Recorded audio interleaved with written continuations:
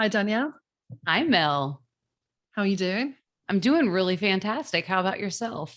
Yeah, not too bad actually. And I'm interested again. We're continuing with our moon series, and it looks like we're Yes. going to cover the full moon and what that means for us moving into middle of December. Right. So, of course, the full moon is slightly different for every, region that you reside in.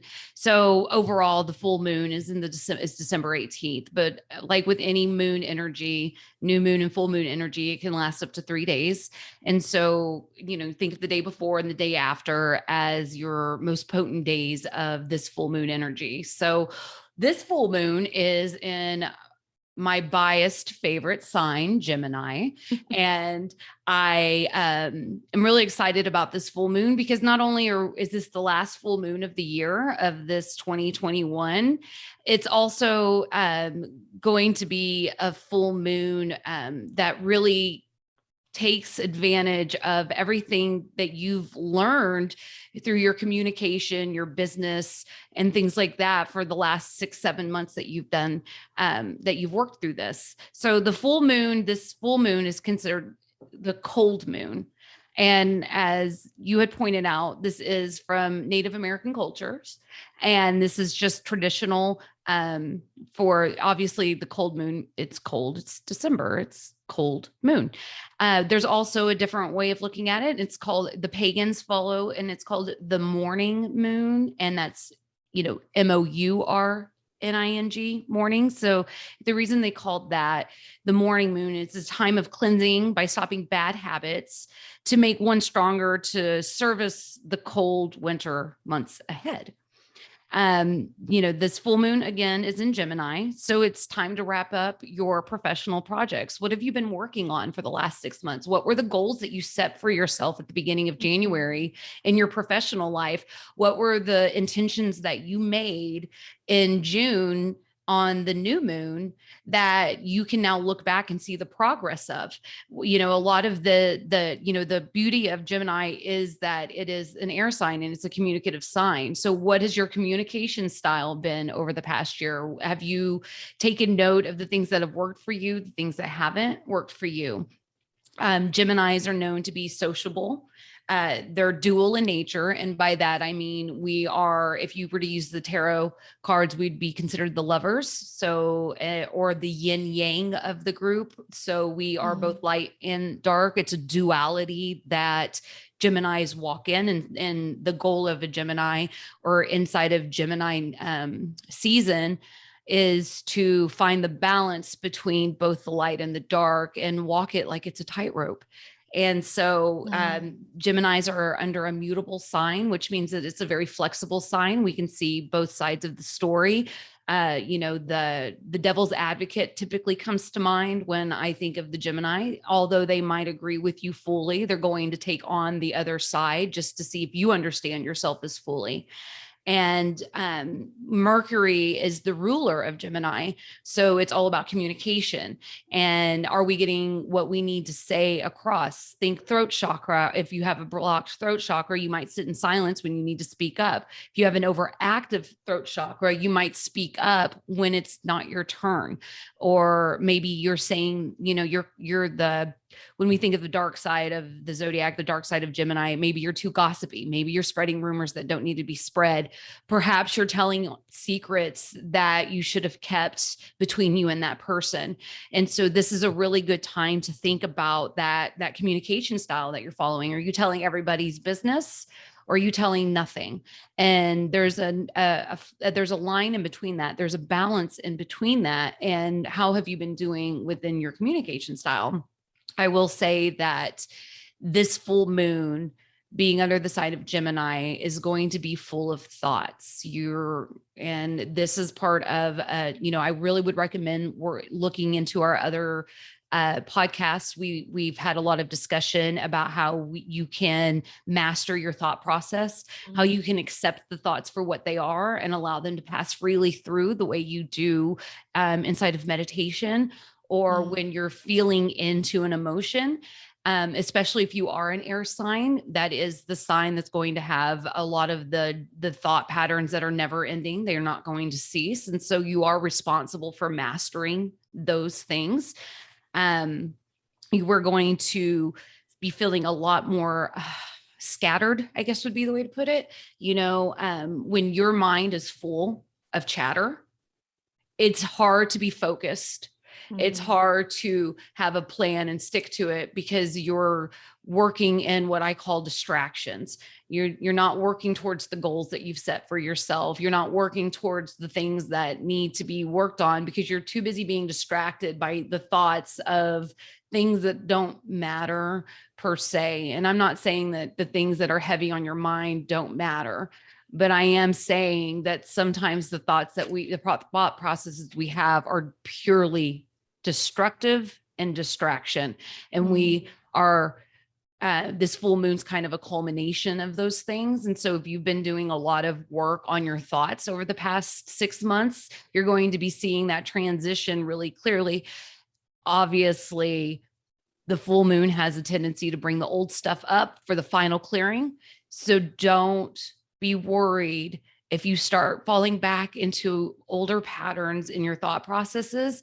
This is part of purification. This is part of cleansing. I'm literally going through a cleanse myself through feelings. I'm up in, bringing up old feelings and allowing them to wash over me, and realize that over the last however long I've done all of this work to not let them rule me, and just acknowledge that I have a right to feel how I feel, and breathing into that. And let's see how it feels when I breathe this into my heart space. This is the same thing when you do it with your mind and your thoughts. If you start to feel scattered, breathe into your heart space, allow the thoughts to rest, allow the thoughts to come to its point. Because if we're just wandering and chasing our tail with a thought, it's not going to get you anywhere.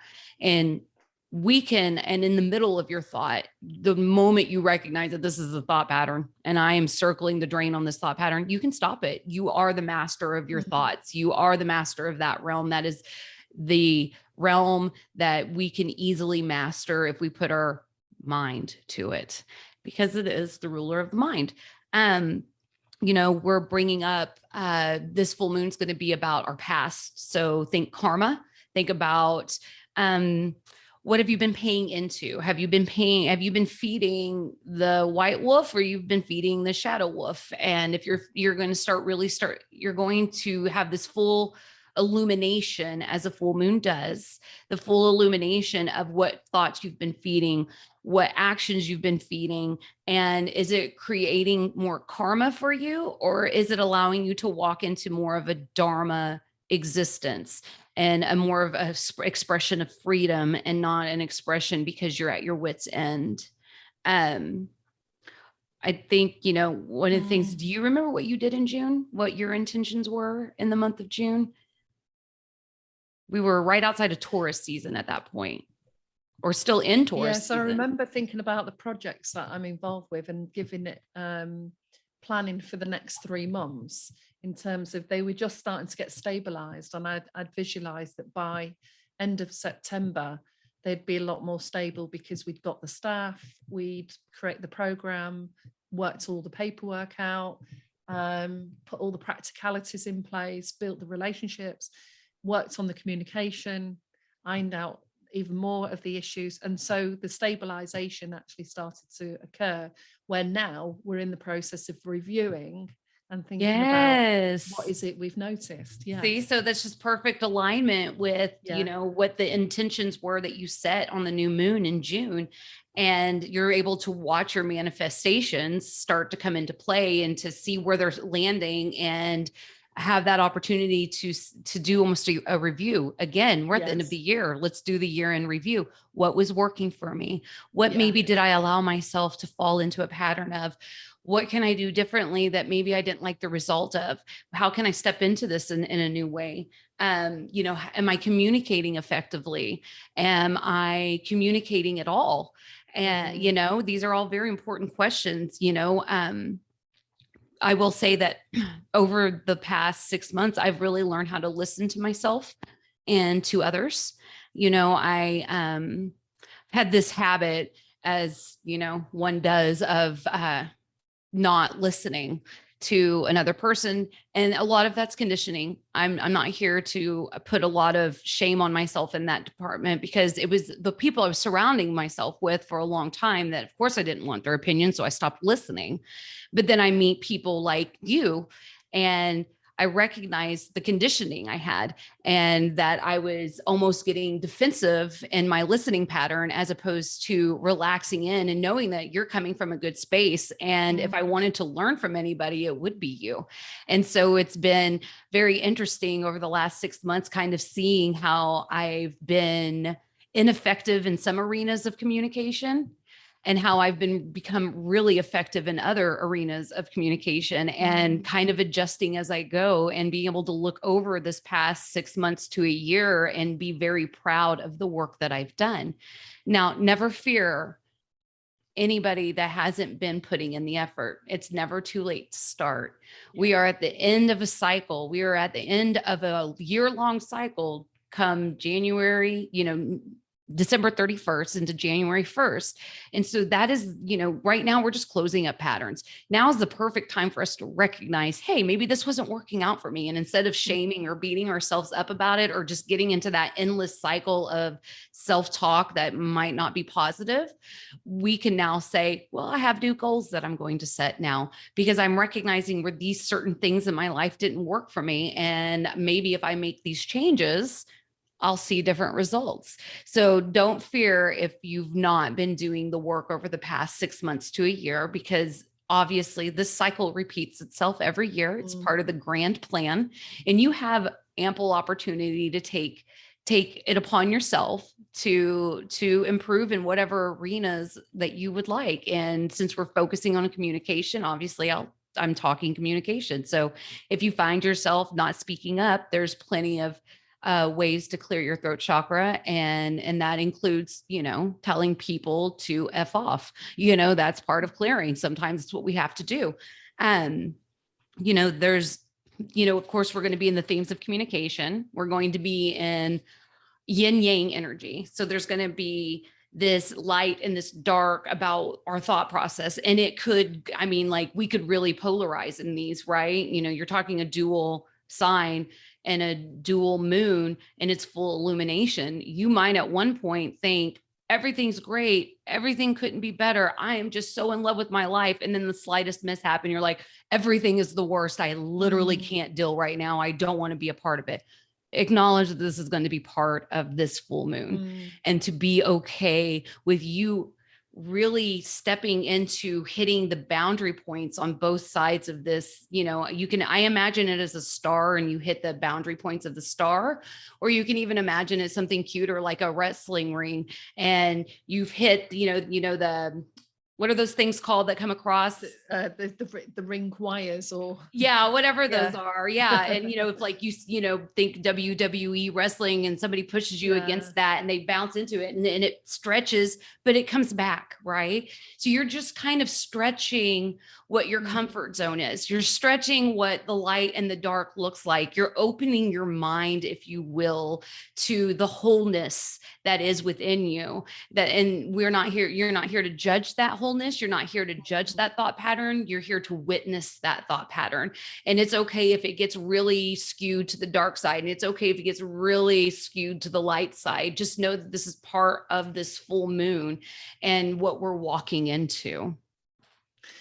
Yeah, and the way to sort of apply some of the tools and techniques that are available for that. There's an exercise we used to do with school teachers, and what you can do, if you're doing it on your own, or you could do it with somebody else, you put your phone on timer for a minute, and you get a pen, a bit like the color pens, and a piece of paper, and every time you have a thought, every time it's a negative thought, you put a dot on the piece of paper. And when the minute is finished, you count how many dots. Now, when I've done this with different professionals, they might have, say, 40 dots, 60 dots. If you've been practicing meditation and mindfulness for a while, it may well be that you've got 10 or 15.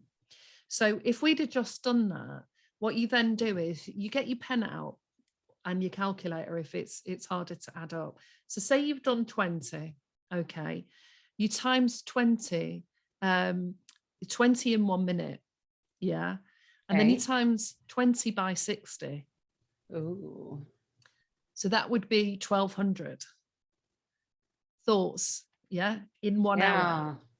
Yeah. Yeah. And then you Yeah. times 1,200 by 24.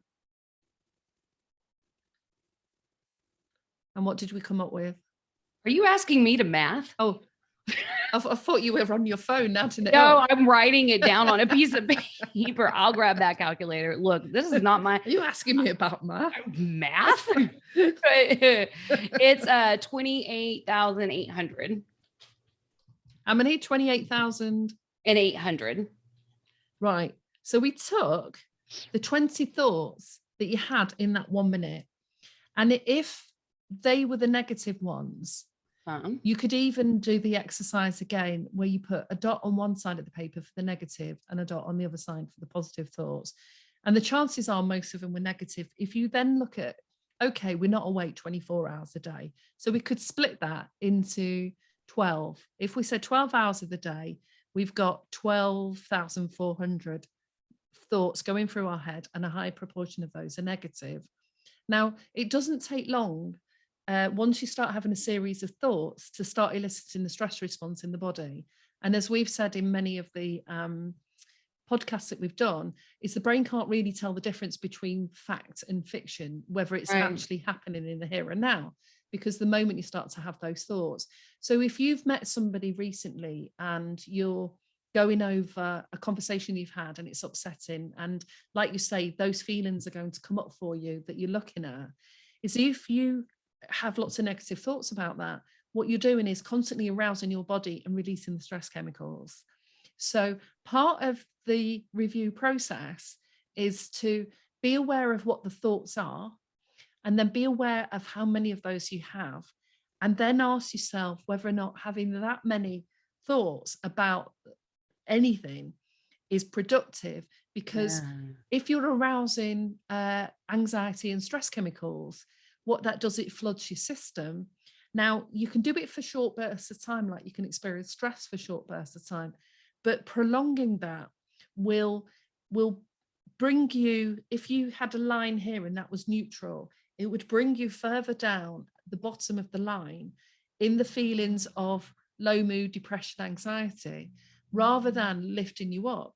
If you did the opposite, and sometimes we have to force ourselves to think, this is going well, I feel good about this person is a nice person, and you train different thoughts, you are now releasing different chemicals in the system, and you can start to feel things like peace and joy and excitement. And it's an interesting exercise to do with people, because the most everyday person, some people who start to experience some serious issues with their mental health and well-being and anxiety and depression, will, if you have them do this exercise and they look at the thoughts that are going through their head, you can see that there's high proportion of them that are in the negative zone, and that they're constantly eliciting these feelings. Now, the body can process, and it can only deal with feelings for a certain amount of time before your brain has to to stop, and either you go to sleep or you have to withdraw to replenish. And you were talking about how we replenish and how we work on clearing and cleansing our systems. So one of the best things to do is start thinking about, if you are a cerebral person, you have lots of thoughts going through your head, try that exercise to see what happens, and start to keep a journal and a log of that, because a lot of those thoughts are old thoughts of a persona that doesn't necessarily fit you anymore, or interfering in any of the growth spurts that you could be having. And then you can take it one step further and you can apply what's called the CBT model. And the CBT is around thought, feeling, and behavior. So you could, for example, walk down the street and see a neighbor that you talk to on a regular occasion, and that neighbor doesn't respond to you as you say hello, and they might ignore you. And your first thought could be, what have I done? They've ignored me. And your next thought, your feeling could be anger or disappointment. And then your behavior, because our thoughts and feelings then exhibit through our body language, could be of being angry and tightening up and getting stressed. And then carrying that with you and carrying that with you into your setting, into your home environment, and all of these ideas about what that was about, not realizing that they may wear glasses and they didn't have their glasses on that day, or they are really worried and they've got they've just had a letter with a big bill, or they're worried about losing their house, or their partner's losing their job. Or they're just in a hurry and didn't have time to stop and say didn't hi. have time to stop. Yeah. And it's not their responsibility to ensure our comfort. And so, yeah, you are right. Actually, this is literally the reason why I'm one of many, that I'm so in love with you. You have these great ideas, and or you know all of this information, because if I had that information of when I sat at the beginning of my experience of really trying to grow and mature and just have, more depth to myself. And I sat there and marked every poor, negative thought I had for 1 minute, it would have been wildly different than what it is now. And so that's actually it's brilliant. And you are right. The CBT is how am I thinking? How am I feeling? What am I doing in the next step? It's very important. There's always a cycle. Yeah. The CBT cycle is, what am I thinking? And what thoughts does that evoke? And often the thoughts evoked are thoughts that are linked with early memories, because if you've been rejected or ignored or devalued or minimized at any point in your life, when you have that experience with that person in the present, it can elicit triggers of responses that actually don't belong in the present, because we can't interpret what that interaction was about, but we will go into those spaces. And it sounds like what you're saying is the moon is going to illuminate potentially all of these different things that from your past experience in a really strong way. So, it's one of those, think of Mercury retrograde, and everybody kind of talks about it, communication is off and now's not the time to bring to a person the ways they need to, that things you're noticing about them. It's kind of that same, just directed inward. And we're starting to really see how our past is paying attention, how our past pays attention to our future. And our future should not be paying attention to our past, and how we're bringing this interaction from the past into our present day conversation, into our present day interaction or lack of interaction. And this goes back to that throat chakra. Is your throat chakra cleared? Maybe that person didn't say hi to you. Make sure that you still say hi anyways. We are still practicing kindness, and don't allow the ineffective thought patterns that we have, or these past traumas or, past thought patterns to affect how we feel about that person in that moment. Because even though it can be a fleeting thought, and that's okay too, we can have the thought pattern, hey, I wonder what's going on with that person. Is it me? Allow yourself the space to think the thought, but also allow yourself the space to think a better thought. It's okay for us to have the negative thought, but we're also in return, if you're wanting to create new highways in your brain, new neural pathways, you have to allow the old pathway to say, okay, I'm here still, but then make the decision, make the choice, the active choice that I'm still not going to take that road. I'm going to take this new road, and this new road might be bumpy, but this new road is more self-satisfying. It says things like, well, that person's probably having a bad day and it's none of my business. So tomorrow when I see them, I'm still going to wave and say hello, and just allow that thought just to cease, to end. We're not feeding that shadow wolf, we're feeding the light wolf, and that's kind of, what I'm hearing whenever you're talking about using, that as the metaphor for what we're about to illuminate in this full moon. We're bringing up the notions we have in mind versus what we truly want to see happen. Do you truly want to see yourself in a disagreement with the neighbor? Or do you truly want to see a consistency of kindness, a consistency of goodwill towards each other? And so you're responsible for your part in that, because maybe one day you're going to be the person that doesn't say hi, and it would feel terrible for you to have this person with so much animosity towards you because you simply didn't see them. And action. Yeah, exactly. And so let's really keep these things in mind during this full moon as we're scattered all over the place with thoughts, when we're really starting to toy with these deep, dark emotions that we have. Because again, you are walking through duality in this Gemini full moon, and you're going to have the dark thoughts are going to come up. That is part of it. It's going to feel very polarizing. And it's your responsibility to say, oh, I see you thought, I recognize you, but I'm not using that thought pattern anymore. I found this new thought pattern, and this new thought pattern says that's not out of my control. And I'm not going to take it personally what another person's going through, because I've learned detachment and discernment. And I'm going to now walk forward and say, bad days happen. Tomorrow, I'm going to make sure I say hi again. Kill them with kindness. It's a whole thing.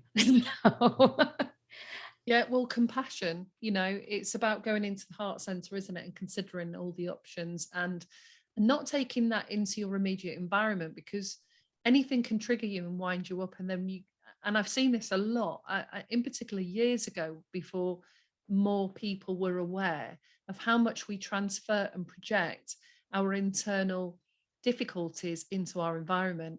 And there used to be a classic one, mum or dad, whoever a parent arrives home, and they've found something out or heard something, and or something's not gone right, and they're ruminating over that thoughts. It affects their feeling. They come back in a bad mood. The kids play up, and the whole of you use the analogy of the deck of cards just sort of falling away sometimes, when really, it's okay. I'm aware of this. It's affected me. I'm a bit discombobulated, and maybe I need to go in and just put my feet up for 10 minutes or have some time out and really think about that. And then either put that down in a journal or choose to visit it later, because you don't have to ignore things. But once you get into that state, it's not the best state. It's not conducive to productive communication. Correct. And a communication that respects and values the other person that you're with. And going back to the conversations we've had about the Fool and the Magician, in the Arcana decks, it's about having the purest intention possible. Right. So I want the people that I'm around to feel respected and valued and equal in this relationship. Therefore, what can I do to do that? So just going blur, or if it's actually I need to talk about this has bothered me, I don't know why, and taking ownership of it. Taking accountability. Yeah. Yes. And that's just it. We are really, nobody is perfect. We're all here to grow as a human being. And this is an ever evolving thing. And we don't, we know the lesson. We don't speak out of anger. We don't, if our thoughts are filled with degrading or negative or anything that can promote something that's not what your heart says, this is the time that we step away. I need a minute. If your kid's acting out and you have all of these thoughts going on, and then your significant other walks through the door, or or they're having a bad day, it's not the time to sit down and have that deep discussion. Today, maybe we scheduled it for today, but maybe today is just not it. And because my heart is telling me that I'm not going to be coming from love, I'm not going to be coming from the place that I know I should be. So until I can get my thoughts into a form that is productive, then I am not going to approach the subject. And it is okay for us to need to get things out. As an air sign, I vent. I need to be able to vent out what's going in my head, or it feels like I'm going to explode. But I also know that through maturity, and it takes time to say, maybe I shouldn't just blurt this out to somebody. Maybe I need to ask it, because if it's something that's really heavy, maybe I don't need to, I need to ask if they have the space for it, if they have the energy to receive because I know that I can throw out a lot of energy. And so maybe it's the time that I either journal if I don't have anybody available, get it out that way.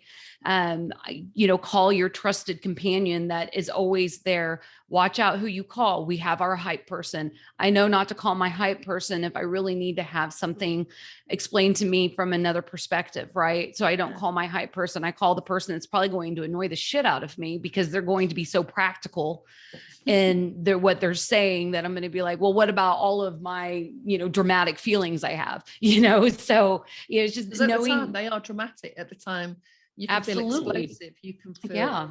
the energy can be very potent. And Yes. sometimes, the difference between, say, depression and low mood and anger is anger can make you feel alive. Dramas and anger can make you feel alive and switched on and in the space and present and strong. Yes. Whereas depression can make you feel flat, lifeless, unmotivated. Yeah. And so sometimes remaining in that space has its purpose. However, Absolutely. if you've got skills that need to be brushed up a little bit, it can also be devastating because it can knock over everything, every vehicle, every person around you, because the Yeah. energy can be really strong. It And then can. you've got to clean up the mess.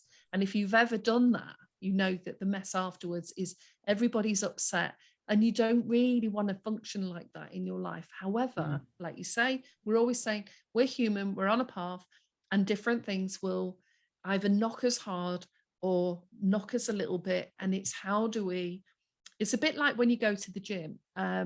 You go and work out and you flex your muscles and you put all that energy and effort into that. But it's about how your body recovers. It's about the resilience that you already have.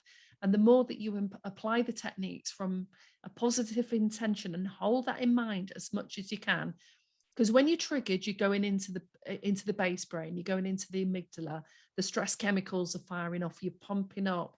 That will fuel all the communication, and that's got to be allowed to settle, because when you're in the amygdala, you're fighting or you're flying or you're getting out of the way. Once that settles, you can go back into the cognitive brain. You can start to review and reflect. So if things are coming up intensely, notice them, journal them, write them down, talk to trusted people, but don't get caught in it, and don't see it as a something to thrive off. See it as something that is providing a vehicle for you to illuminate your throat chakra and communicate that in that direction that you want to move it into. Absolutely. And Gemini, being that of an air sign, is going to, in this full moon, you're going to want to ground yourself as often as possible. You're going to want to put things onto paper, do the breath work, tap into the heart space by deep breathing. You're going to want, it is cold in a lot of areas. So going out barefoot is not going to be conducive to, you're going to feel, it's going to put a shock on you, and that might take you out of whatever that feeling is. But for most of us, nobody wants to go out in that level of cold. So there's other ways to ground. You can meditate, you can put on a frequency for grounding. There's all of these different things that we have available to us. And so it is this is a really great time to take on that responsibility for ourselves, because we've been practicing, and now, okay, I'm going to be responsible for this. And in that responsibility, I know I'm responsible for grounding. How am I going to do this? How am I going to tap back into myself, as opposed to being involved so deeply with the feelings that I'm having, or these dark thoughts that are penetrating? And it's time to, really step up and say, hey, I am responsible for these things. And although I have a right to feel what I'm feeling, I don't have to display that to the other person. And that just leads me into, kind of, when we're setting, we don't really set a whole lot of intentions on the full moon, because it's the culmination. But if you want to do something on the full moon, we typically will work with water or fire. And so this one, I'm going to kind of tell you guys, when you're doing your invocation, when you're calling in spirit, when you're really wanting to be illuminated and take your proper steps forward, this is going to be something that we burn. So you're going to take a moment. We're at the end of the year.